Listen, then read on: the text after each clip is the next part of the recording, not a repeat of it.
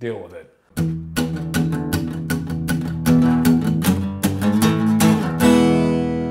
Better than food, man. Happy December, everyone. Hope you're all doing well. Welcome to the end of the year already. It blows my mind. It's incredible. Fight Club, for those of you who haven't had the pleasure, which I imagine are very, very, very few of you, but, you know, nevertheless. Fight Club is about an office drone type guy, a beta male insomniac, who attends support groups for cancer victims, like testicular cancer or like brain parasites or whatever, just so he can cry, so he can fall asleep. That's his technique that it's like the only thing that he's discovered that actually works. So if he doesn't get that, there are problems ensue. So he's an imposter. He pretends he has cancer, or he pretends he has this disease or that disease or whatever, whichever one he's at on any given day of the week. That's where he goes, and that's what he pretends to have.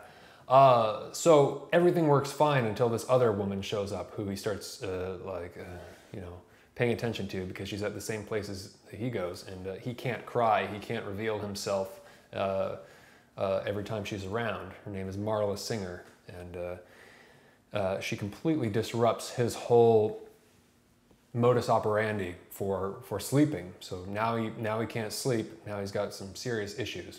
And this bizarre relationship starts, which eventually turns into something of like kind of a love affair, but it's, you know, it's difficult to call it that. So this guy who can't sleep, there's a giant hole in his life. There's something building which has no outlet. You know, he is shopping at IKEA for all of these things that he doesn't need. He has his perfect condo. He has his perfect little life, his perfect little job, his perfect little everything, and it's monstrously depressing. He realizes how lacking in substance his existence is, how little of a meaning he has to live, how his life has basically no meaning whatsoever. So in this existential malaise, he goes to the beach one day, and he meets this charismatic guy named Tyler Durden, who seems to be the polar opposite of him. You know? Kind of loose and easy, doesn't really give a flying fuck about anything, you know? Kind of aggressive, doesn't have a lot of money, but doesn't need it, doesn't care. Works as a film projectionist at night and then a waiter, and just causes all sorts of disruption in his jobs. You know, he splices individual frames of pornography into family films in the theater, and he jerks off into the soup that he's serving rich people at these restaurants. You know, stuff like that. Prankster shit. You know, culinary terrorists. So one night, our narrator's apartment, his beautiful little condo, blows up. It explodes. Only one in the building, from like whatever floor it is. It's just like, they speculate that something switched on and filled up with gas, and then it was ignited, and it just blows the fuck up. So he's got nowhere to stay, and his whole life is the foundation just falls out from under him, and he gets drunk with Tyler, and they have they get in a fight, basically. Tyler says, "I want you to hit me as hard as you can," right? They get like shit-faced drunk, and then they have a fight. And it feels great. It feels great for him. He's got all of this aggression that needed to come out, and this was the way it was meant to happen. And so they start fighting, and then other men want to fight too. And then they start a little secret group, and then they start holding weekly fight clubs, and nobody's supposed to talk about it. And all it is it's a whole bunch of guys who go down in the bottom of a bar or in a garage. There's a single light ahead, 2 guys at a time, no more, and they just beat the shit out of each other until they can't, you know, and the fight goes on as long as it has to, I think is one of the rules. And that's it. And then they all leave, and they wait a week, and then they come back. And they don't talk about it, because we all know the rules. So in these acts of physical destruction, they find mental improvement. Our narrator finds mental improvement. You know, which harkens right back to the review I just did, which was Tribe by Sebastian Junger, where he's talking about during times of war or extreme natural disasters, when the community has to band together, you know, the suicide rate goes down, right? So through that cathartic moment of violence, suddenly everything that was causing him anxiety seems way less important. It's a kind of spiritual war these men can participate in. These depressed, modern, would-be soldiers who have never actually had a war to fight, right? but who've instead lived in this numbing peacetime, this numbing peaceful cocoon their entire life. They've never had to test themselves. It's never been life or death. It's been, you know, the black tie or the cornflower blue tie, you know. So the writing style was new, it was unique, it was modern, it was truncated sentences, calm, disengaged, dissociated, a very modern, cool detachment, right? You know, with fractures and repetitions. You know, you're not necessarily sure who's talking all of the time, because I'll just spoil it. And if you don't want to know the ending, of course, I mean, all of you already know, but if you don't want me to spoil it, then skip ahead a little bit. But Tyler and he, the narrator, are the same person. That's what, it's a split personality factor. So it's like both of them talking, or it seems like to be both of them talking sometimes, you know. It's going, you know, in and out, in and out, in and out, dialogue interior, very, very short, very like cut off, as few words as possible. Like less words than necessary seems to be the rule. And it's great. It's very engaging. It's very snappy. It's very witty. It's very clever, blah, blah, blah. You know, it's, it moves quickly. It kind of hits like each sentence hits like a bullet, ends on a down note.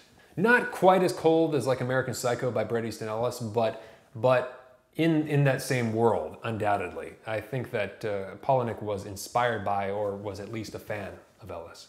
So some of you, I mean, especially the pacifists, which, you know, more power to you, are probably wondering, like, what's the big deal with the fighting? Like, what's the fighting? What is this thing?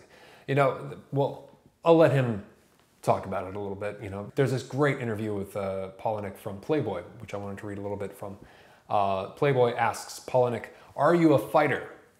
Palahniuk's response, "I was in a fight when I worked on the assembly line at Freightliner trucks. I was installing front axles. It was a hellishly hot summer day and even hotter near those baking ovens. If you didn't do your job right, you'd be towed into the oven along with the trucks. It was misery. The only ventilation came from giant rotating fans. There was so much oil in the air from the pneumatic tools that the grills of the fans were furry with black filaments of oil and dust. One day I was behind schedule installing a front axle, and a coworker at my station, Jimmy, said, 'Look up.' I looked up just as he took a broom handle and hit the fan. All that accumulated filth flew into my face, and I was completely covered with soot, on top of the sweat from the heat. I was already behind in my work, and I just lost it. I chased Jimmy down the assembly line and tackled him. I just beat on him. We fought and fought. Everybody on the assembly line cheered. When it was over, we all just went back to work.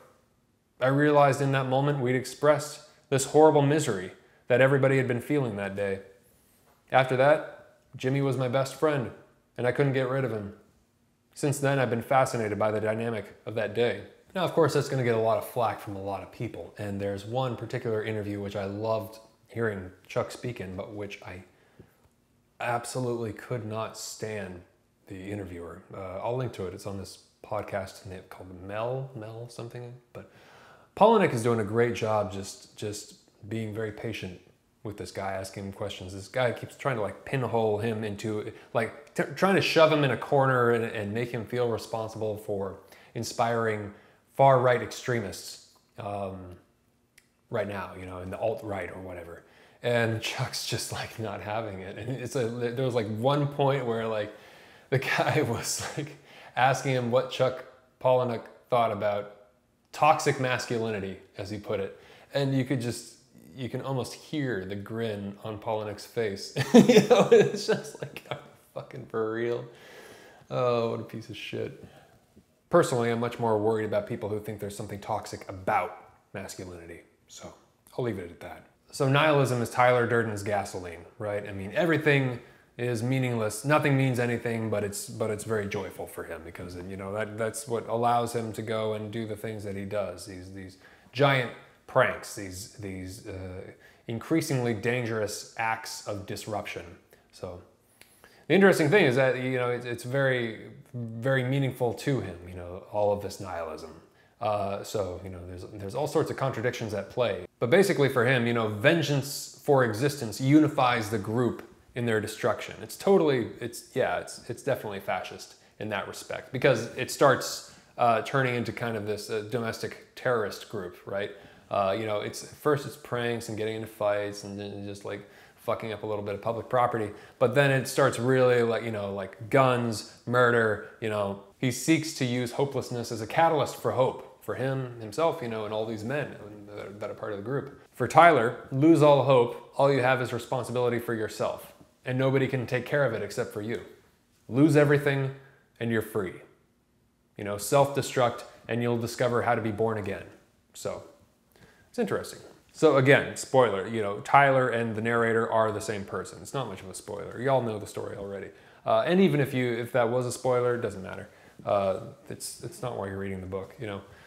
Basically, you know, when the narrator is asleep, you know, he's an insomniac, so he thinks, when he thinks he's asleep, Tyler is actually going off and causing mayhem with his group called Project Mayhem.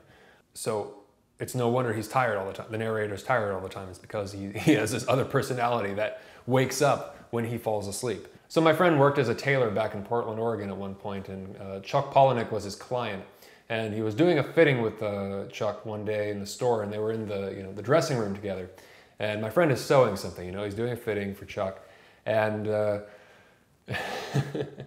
he said that Chuck is a really nice guy, you know, he's extremely polite, very soft-spoken, and but you can always tell that the gears are kind of turning, right? He's always sort of collecting information, or so it would seem.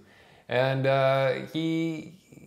so my friend's doing this fitting, you know, and he's sewing this jacket, it was a jacket or something, and they're in there together, and there's a moment of silence.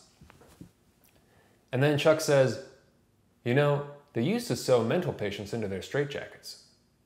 Or something approximating that. Of course, I wasn't there, but you know, then my friend was like, "Oh yeah, this is the guy who wrote Fight Club." So I thought that was great. I never met him. I wanted to, but it never happened. Now, well, of course, I'm not exactly sure that's what happened. That would make total sense because that would ring true to Chuck's style of journalistic writing. He likes to. That's how he does. That's what he does. He collects pieces of information in a journalistic fashion because he has a background in journalism, and so.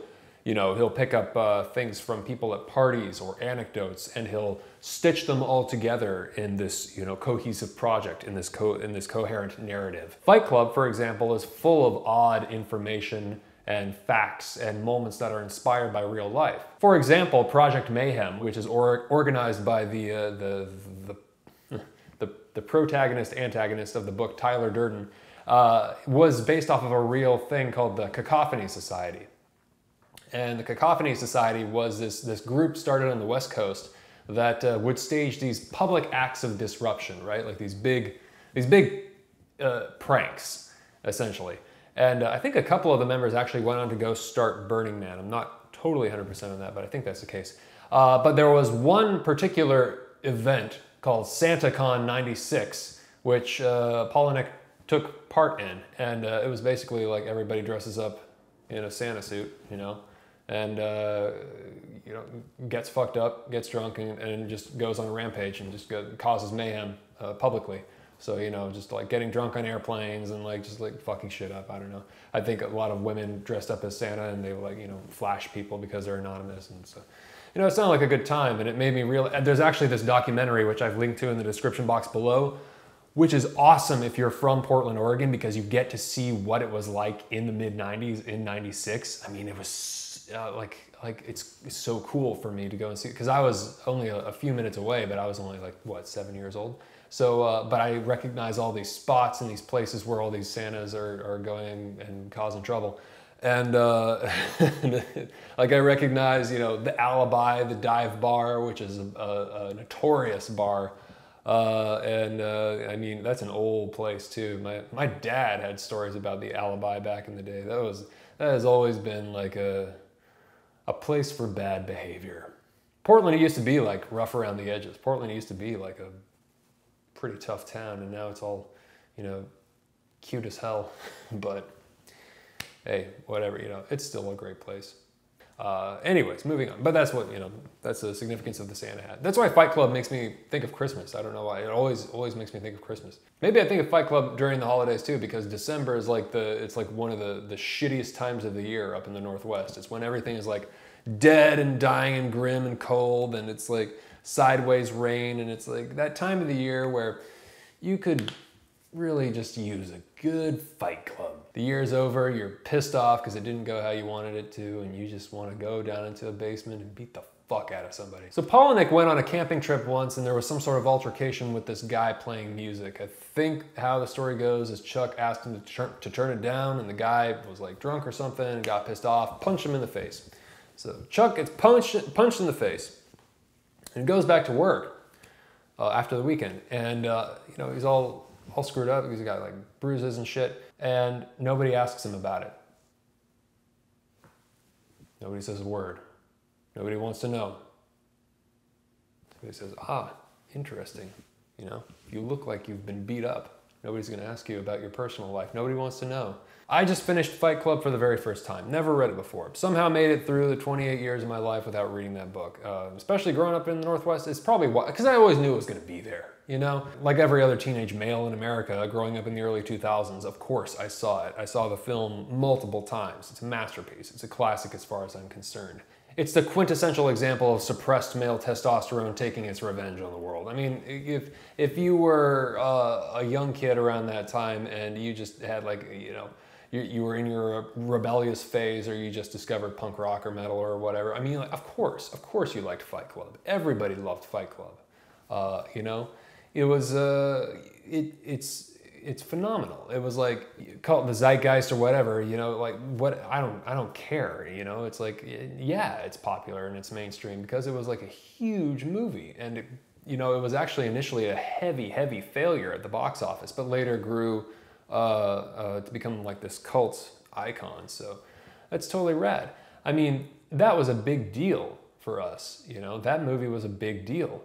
For being a teenage male in the early 2000s, I mean, you would be really hard pressed to find a scene in a film that demonstrated cool more than Brad Pitt walking through a dive bar in a red leather jacket down to the basement to have a whole bunch of shirtless men beat the fuck out of each other to the tune of Tom Waits' Going Out West. That was it for most of us. I mean, like, that was it. It's like, yeah, that. It was rad. It's still rad. It holds up pretty well. I mean, I saw Taxi Driver at the same time, but I mean, that's a totally different era. That's the 70s, man. You know, but still, Taxi Driver still holds up really well too. But you know, yeah, you know, isolated male aggression, just building and building and building and building until you have some sort of psychotic break. I mean, it's the same story. You know, it's great. It's just classic. So yeah, everyone knows Fight Club. Everybody knows Fight Club. Everybody knows the first and second rule of Fight Club. But it's a great book. It's a great book. And you know, I think Palahniuk said that the film was an improvement on the book. You know, it wasn't. And I think that's true. You know, the book is great, but the film just solidified a lot of great stuff. But it's a different medium. They're different. It's fine. Both are great. I recommend both heavily. Palahniuk's father was murdered along with his girlfriend, his father's girlfriend. After Fight Club was written. Palahniuk has had a very, very dark life. I mean, he's enjoyed a lot of success, and he seems to have come out very balanced in the process of all that. You know, not only, I mean, also through success, you know, it's not easy to come out as like a balanced, seemingly balanced and kind of warm, receptive human being through fame and all the success, but he certainly seems to have done so. And you ought to listen to that interview. You know, you kind of get a feeling for him, and it's like, oh yeah, there's a good guy. But he has an astoundingly dark history. You know, his family has suffered all sorts of tragedies. I mean, stuff like plenty of people have died in my family, but nothing like this. Like that pales in comparison. Palahniuk's father witnessed his mother killed by his father. So Chuck's grandfather murdered his grandmother. And Chuck's grandfather wanted to kill his father. You know, he was searching for him, and his father was only 8 years old watching this, and he only survived because he hid under this bed, under this mattress or whatever, and he saw this whole thing happen. So then his grandfather couldn't find his father and instead just killed himself. So that's, you know, I always say, and I don't say this lightly either, you know, and maybe it's inappropriate to be bringing this up and talking about things as personal. I'm not sure. I'm not entirely 100% comfortable with it, but it relates to a piece in the book so that's why I'm bringing it up. But, you know, because you do feel this history to some degree in the novel.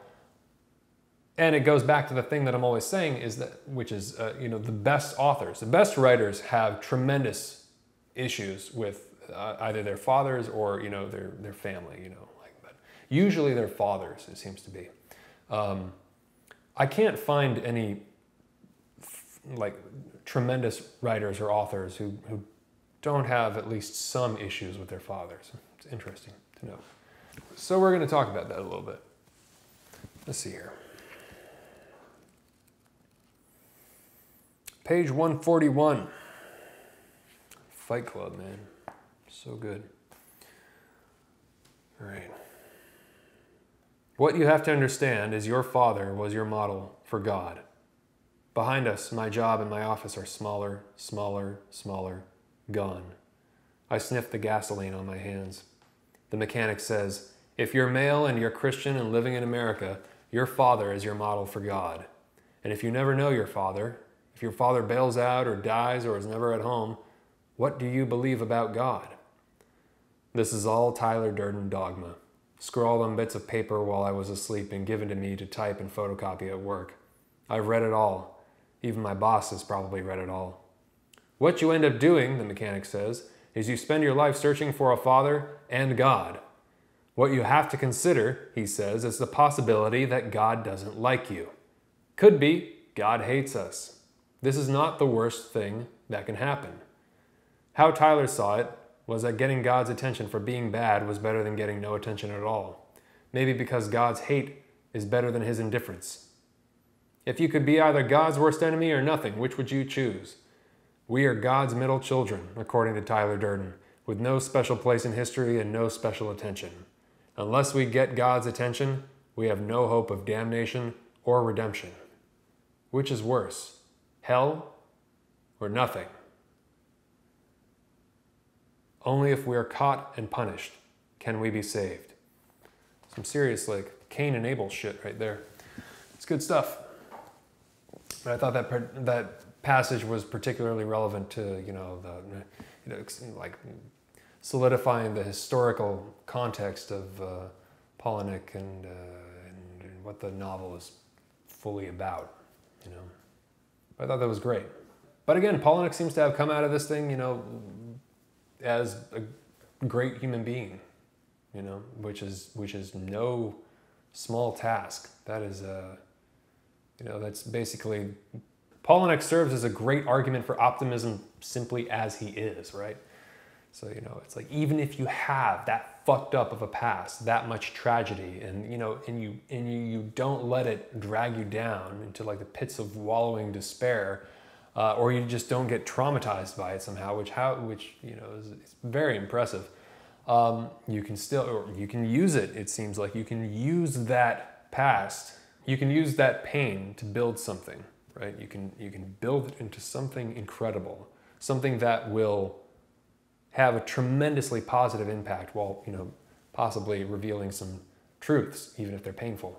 And that appeals to everybody, I think, even if the truth is painful, it's still the truth.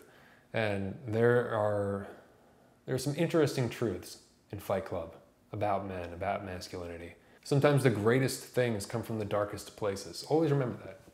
Always remember that when life gets that bad. And during this time of the year, for a lot of people, it can get that bad. Everything really comes out. All of the tension of the holidays, you know, and family and the past and things you haven't accomplished and things you wish you had done, regrets and despair and all that, the other.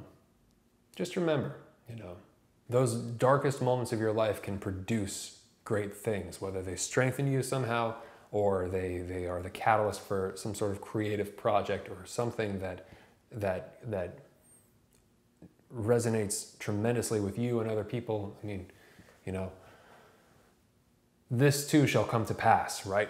Nothing is stagnant, nothing stays the same. It's always changing, always changing.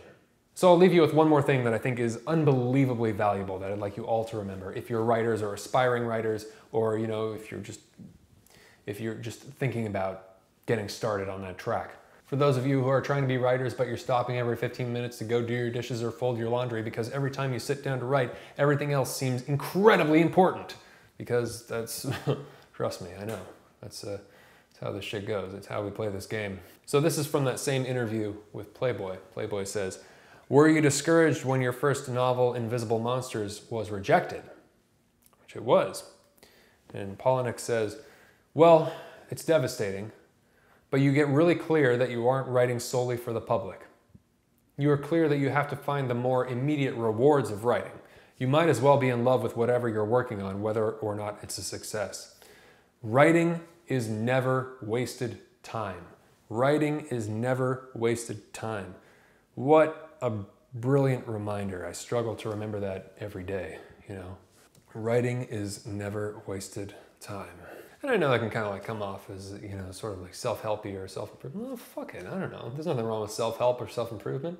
Although the funny thing is that Fight Club is one giant critique of self-help and self-improvement, you know.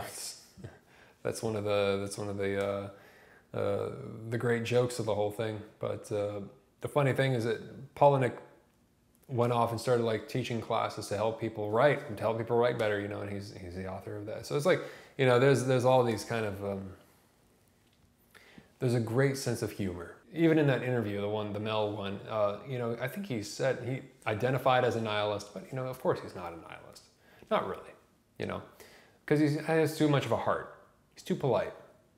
He's too generous in every meaning of the word. He teaches, he writes books, he helps people. It's like nihilists don't do that, not real nihilists. So yeah, you can't be a nihilist if you have a lot of heart. I really don't think so. You know, even if I've called myself that plenty of times or joked about that with my friends, you know, said that seriously or not seriously. You know, if you have any compassion whatsoever, you really can't be a nihilist. Sorry. That ruined your cool identity. So check this out if you're a fan of minimalist writing. You know, I mean, Bret Easton Ellis again, Hemingway, William Gibson maybe. You know, Palahniuk was influenced by Tom Spanbauer. I think he took a writing class, and that's how he developed this novel. But I've never read Tom Spanbauer. He also has cited Amy Hempel and Kurt Vonnegut as influences. So I've read a little bit of Vonnegut. I read Cat's Cradle. It was okay from what I remember, but that was like more than a decade ago, I think, or just about. Anyways, yeah, check it out if you like any of those authors. Check out any of those authors I just mentioned, please. So I'll leave you with that. I don't make soap, which I didn't even talk about in this book, but that's how they make money. They make soap out of the fat of liposuctioned rich people, which is, you know, very subversive and so on and so forth. So now I got that out of the way. I don't make soap, maybe I should, but I do roast coffee. So we're gonna do the coffee drawing here, the coffee lottery. Y'all thought I was gonna forget about that? Nah, somebody's gonna get Fight Club. Check it out. Who gonna get it? Thanks to everybody who's been supporting the show also. You've been very, very generous. Austin F. Austin's gonna get a brand new copy of Fight Club and a bag of this delicious Sergeant coffee, roasted by yours truly. For me personally, I like lighter roasts or medium roasts, but this time I went a little darker, and it's delicious. Probably like a full city or maybe even further. It's good stuff, yeah. So if you would like the chance to enter the lottery and possibly have some books and coffee sent your way, then you can go to patreon.com/books are better than food and donate $5 or more per video, and then I'll place your name in the mason jar, and that'll be that. And I'll say, namaste, thank you very much. And if Fight Club is not enough to interest you, I can give you a little taste of what's to come this month in the reviews. What I'm working on, which might be the next review or it might be the one after, Devil All the Time by Donald Ray Pollock. Oh man. 50 pages deep? Like, dude, it's gonna be good. Perfect time of the year, perfect book, perfect author. So much to say on him, but that's coming. That's coming your way. So if you want to get the chance to win that and have some delicious coffee sent your way, then please head on over to the description box below. You can check it out, and $5 or more per video, Patreon. There's a link, blah, blah, blah, blah, blah. You can also find me on Twitter and Instagram and Facebook. If you would beat the shit out of the like button on Facebook for me, I'd really appreciate that. I'm trying to get those up almost to 1,000. Got about 150 more or something like that. You know, just a mile mark. I don't know what the hell happened. You know, get 1,000 likes on Facebook. They say it's a good thing, so we're gonna see what happens. And if you want to buy coffee, then please hit me up at booksarebetterthanfood@gmail.com. I don't have the store up yet. I haven't had time to figure that whole thing out. I mean, seriously. But if you want to do a one-off, support the show, you know, one time buy some coffee, but you don't want to do the whole Patreon thing, then you can visit the PayPal link on my channel page and donate one time. But hit me up at booksarebetterthanfood@gmail.com because, you know, we have to figure out the shipping costs. I'm not sure if you're in the US or out, so it's different significantly. So, yeah, do that if you would like to help out the show that way and get some coffee. And I think that's all. I think that's all we got. All right, always remember life is far too short to read bullshit. It's holiday season. Bah, humbug! Don't go fighting each other now. I'm not responsible for anything anybody does after watching this video. Great to see you as always. Have a good night. Talk to you soon. Take care of yourselves. Ciao.